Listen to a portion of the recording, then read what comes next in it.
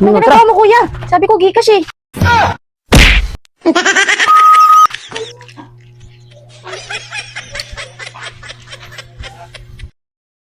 Kuya, Nakatuwalya pa si ma'am. Bago ligo, ma'am. May ano po si, ano ma'am? Partial po si Narvilito Bitagansa po. wala siya rito, kuya eh. Okay na lang po mag-receive, ma'am. Malaki to, ma'am. Paano yan, kuya? Wala siya iniwan na pera.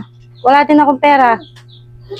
Hindi yan pwede, ma'am. Kasi magre-remit na ako. Lagi na lang ganyan. Pag nagde-deliver ako, magre-remit na ako. Eh, paano yun? Wala siya iniwan. Pwede bang ano na lang? Pwedeng ano na lang, kuya? Ano ginagawa mo, kuya? Sabi ko, Gcash eh. Ay, Ano ba to si kuya?